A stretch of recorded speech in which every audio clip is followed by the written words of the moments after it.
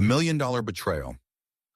I was standing in an empty office building at 2 a.m., holding a check for $1 million, when I realized my wife had been planning my destruction for 3 years. The check wasn't real. The office wasn't mine. And the woman I'd trusted with my life had just walked through the door with 5 strangers who looked like they meant business. But let me back up, because what happened next will make you question everyone you trust. 3 months earlier, my wife Sarah announced she'd found the perfect business opportunity, a tech startup looking for investors. Clean energy, government contracts, guaranteed returns. She'd done all the research, she said, met with the founders, seen the projections. All we needed was our life savings as a down payment. "This is it, Marcus," she said, her eyes bright with excitement. "This is how we finally break free from living paycheck to paycheck. 2 years from now, we'll be millionaires." I should mention that Sarah had never shown interest in investments before. She was a kindergarten teacher who balanced our checkbook to the penny and clipped coupons religiously. Suddenly, talking about venture capital and tech startups, it felt off. But she had documents, professional-looking contracts, financial projections, even photos from company meetings. When I asked to meet these founders myself, she got defensive. "You don't trust my judgment." "It's not about trust. It's about common sense. We can't just hand over $50,000 to strangers." "They're not strangers to me. I've been working with them for months. If you're into honest stories about relationships, trust, and betrayal, hit that follow button. You won't want to miss the next one." Months. She'd been working with them for months without telling me. While I was putting in overtime at the warehouse, thinking we were saving for a house down payment, she'd been living a secret life as some kind of business consultant. "What do you mean working with them?" "I've been helping them develop their business plan, market research, financial modeling. They offered me equity instead of payment." The woman who asked me to help her with Excel was suddenly doing financial modeling for tech startups. But when I pressed for details, she had answers for everything. Names, addresses, business registration numbers. She even showed me their website. Against every instinct I had, I agreed to meet with them. The meeting was set for a Wednesday evening at a downtown office building. Sarah seemed nervous that morning, which I attributed to excitement. She dressed more professionally than usual and kept checking her phone. "Everything okay?" "Just want everything to go perfectly." The building was impressive. Glass and steel, the kind of place where serious money gets made. The elevator took us to the 23rd floor, where a receptionist directed us to conference room B. Inside, 5 people were waiting around a polished table, 2 men in expensive suits, 2 women who looked like they'd stepped out of a business magazine, and a younger guy with the casual confidence of someone who'd already made his first million. They knew details about my work history I'd never shared with Sarah, my current salary, my credit score, even my military background. When I asked how they'd obtained this information, the older man smiled. "Your wife has been very thorough in her research. We like to know our partners." Partners, not investors. Partners. The presentation was slick. Charts showing projected growth that seemed too good to be true. Customer testimonials from companies I'd heard of. Government contracts worth millions, just waiting for the right technology to fulfill them. "The opportunity window is closing," the younger man explained. "We've got competitors moving into this space. If we don't secure funding by the end of the month, we'll have to consider other options." Classic pressure tactics. But the numbers were compelling, and Sarah kept squeezing my hand under the table whenever I looked skeptical. They wanted our entire savings, $50,000 as an initial investment, with a promise of returns that would make us wealthy within 2 years. Sarah had already signed preliminary documents committing us to the deal. "I thought we were just meeting to discuss possibilities," I said. "We were," Sarah replied quickly. "But the opportunity is so good, and they needed to know we were serious." The contracts were complex, full of legal language I didn't understand. When I asked for time to review them with a lawyer, the atmosphere in the room shifted subtly. "Of course," the older man said smoothly. "Though I should mention that we're moving quickly on this. We have other investors ready to commit if you need time to think it over." Sarah's grip on my hand tightened. "We don't need time, do we, Marcus?" I looked around the table at 5 strangers who somehow knew my life story, at my wife who was acting like someone I'd never met, at contracts that would wipe out everything we'd saved in 10 years of marriage. I need to think about it. The drive home was tense. Sarah accused me of embarrassing her, of not supporting her ambitions, of being afraid to take risks. I accused her of making unilateral decisions about our future and keeping secrets about her involvement with these people. You said you'd been helping them for months. When? How? You teach kindergarten full-time. Evenings, weekends, online research. Is it so hard to believe I'm capable of more than finger painting and nap time? That stung because she was right. I had underestimated her. Maybe I was being unfairly suspicious of her first real business venture. Over the next week, she wore me down systematically. She showed me more research, more projections, more evidence that this opportunity was legitimate. She arranged for me to speak with other investors over the phone, people who'd already committed money and were seeing returns. But it was her tears that finally broke me. "I've never asked you for anything big," she said one night, crying on our kitchen couch. "I've supported your dreams, your career changes, your decisions. This is the first time I've found something I'm passionate about, something that could change our lives, and you won't trust me enough to try." And I signed the papers the next day. The money transfer was supposed to happen gradually over 2 weeks to avoid triggering bank fraud alerts. First 10,000, then 15, then 25 for the final payment. Each transfer required both our signatures and personal appearance at the bank. The first transfer went smoothly. Sarah was excited, checking the company website daily for updates on their progress. She'd started talking about quitting teaching, about the house we'd buy, about the vacation we'd take when the returns started flowing. The second transfer raised red flags with our bank manager. "This is an unusual pattern," he said privately while Sarah was in the bathroom. "Large transfers to business accounts we can't verify. Are you sure about this investment?" My wife has done her research. I'm sure she has.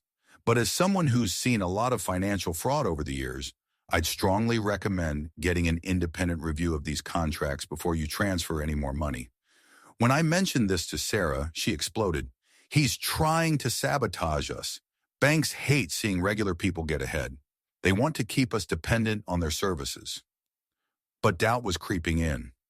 I started doing my own research on the company, and what I found didn't match what they told us. The business registration was recent. The website had been created just 4 months ago. The testimonials came from companies that either didn't exist or had no record of working with this startup. When I confronted Sarah with this information, she had explanations for everything. They rebranded recently, new name, new website, same team. The testimonials are from their previous company. They couldn't use the old name for legal reasons. The business registration is new because they incorporated in Delaware for tax advantages. Plausible explanations. But my gut was screaming that something was wrong. I decided to drive to their office unannounced. If this was a legitimate business, they wouldn't mind an impromptu visit from an investor. The building was real. The elevator still worked. But when I reached the 23rd floor, the office was empty. Not just closed for the day, empty. No furniture, no computers, no sign that anyone had ever worked there. The security guard downstairs confirmed my worst fears. "That space has been vacant for 2 months. Previous tenant moved out. New tenant hasn't moved in yet." I called Sarah immediately. "There must be some mistake. Maybe they moved offices and forgot to tell us." "Forgot to tell their investors they moved offices? I'll call them right now and sort this out." She called them while I listened. A conversation about office renovations forcing a temporary relocation. New address downtown. Everything was fine, just a miscommunication. But I could hear something in her voice, a quality I'd never noticed before. She sounded like she was acting. That night, I did something I'd never done in 10 years of marriage. I went through her phone while she was sleeping. What I found destroyed everything I thought I knew about my life. Text messages going back 6 months, not to business partners or startup founders, to her sister, to her college roommate, to her cousin in Nevada. Messages about someone called M, who was too trusting for his own good, and finally taking the bait. Messages about splitting the take and making sure he doesn't suspect anything until it's too late. Ari messages about the final meeting scheduled for next Friday at 2 a.m. Messages planning exactly how they were going to steal our life savings. My wife of 10 years had been running a con game on me for half a year. The startup was fake. The investors were her friends and family members. The contracts were worthless. And I just signed away $50,000 to the person who was supposed to love and protect me.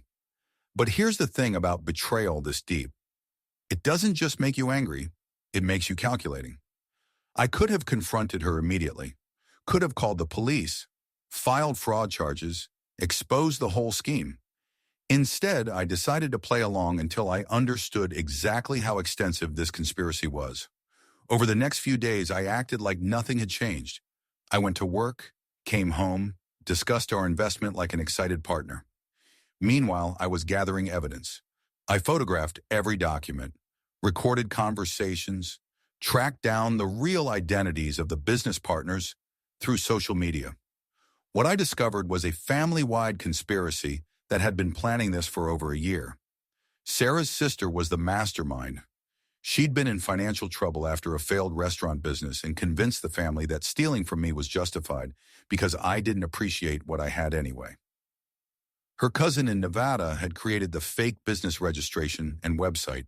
Her college roommate had played one of the business partners. Her own mother had been one of the fake investor references I'd spoken to on the phone.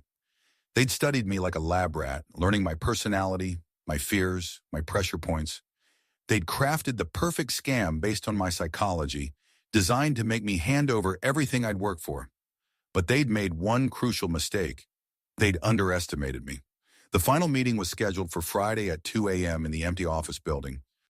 According to the text messages, this was where they planned to complete the con. Sarah would bring me there under some pretense. I'd discover the truth, and by then the money would be gone and untraceable. I had other plans. I spent Wednesday and Thursday setting up my counterstrike. I contacted a lawyer who specialized in fraud cases. I gathered all my evidence into a comprehensive package. I arranged for a private investigator to be present at Friday's meeting with recording equipment. Most importantly, I moved our remaining savings to a new account Sarah couldn't access. Friday evening, Sarah was nervous again. She kept checking her phone, making excuses to go to the bathroom, starting conversations, then trailing off mid-sentence. "The company wants to meet tonight," she finally said around 11 p.m.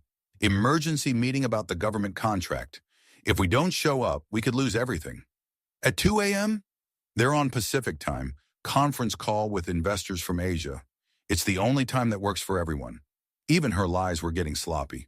We drove downtown in silence. Sarah kept trying to make conversation, but her heart wasn't in it.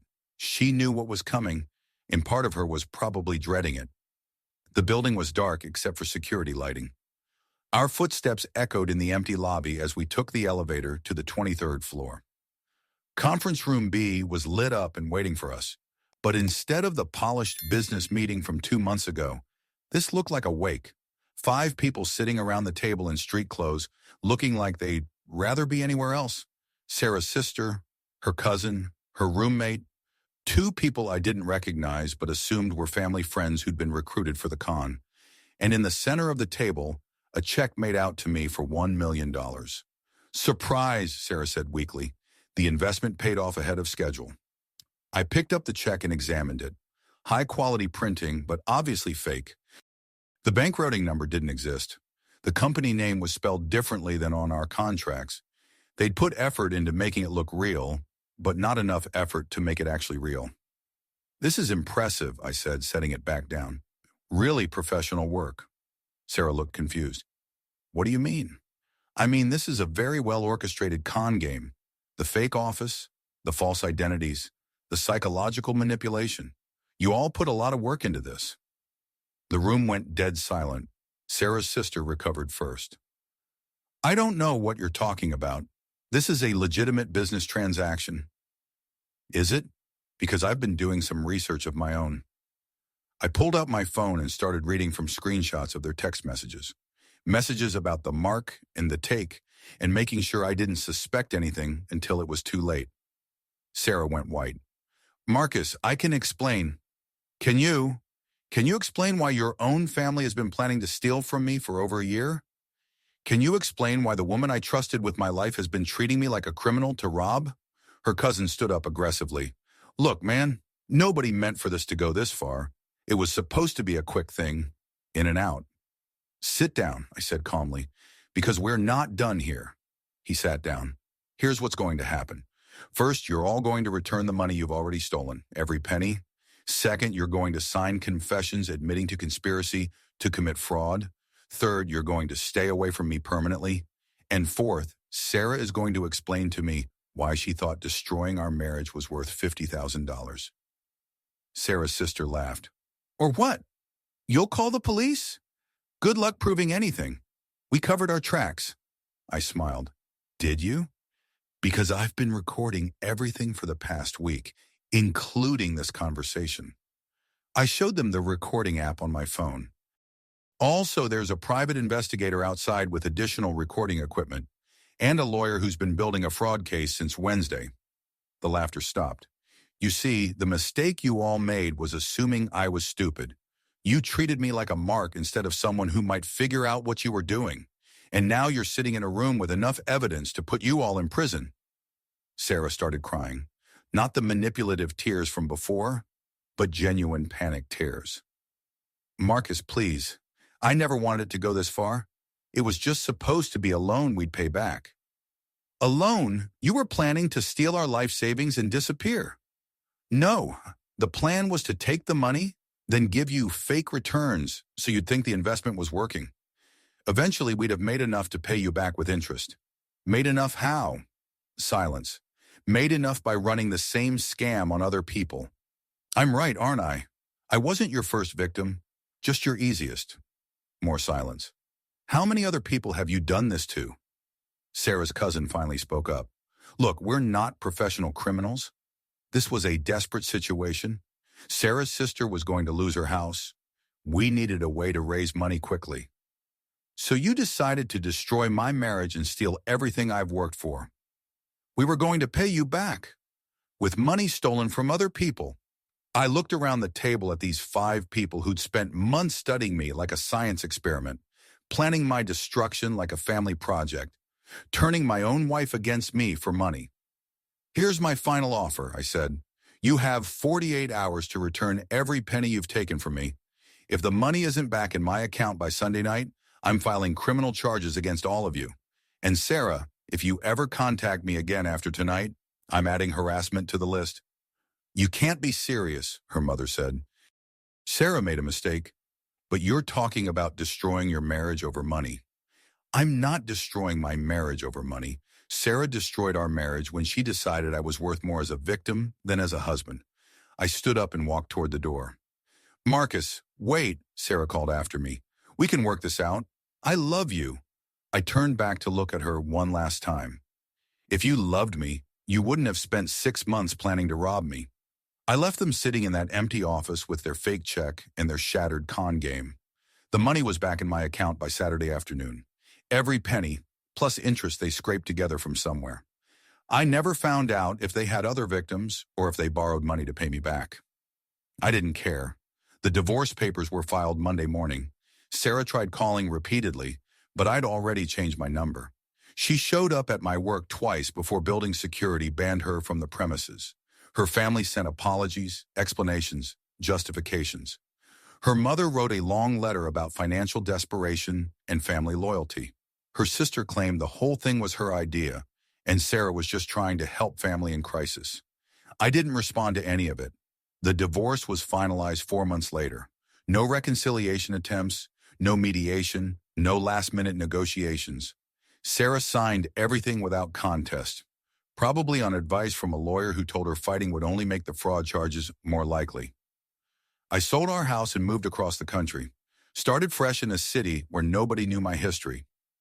Used the money I'd recovered to start my own business, a security consulting firm that helps people protect themselves from exactly the kind of fraud my own wife had tried to pull on me. The irony wasn't lost on me. My expertise in being betrayed had become my profession. 6 months after the move, I got a letter forwarded from my old address. Sarah had found someone new. A man she'd met through work who didn't know about her past. They were engaged.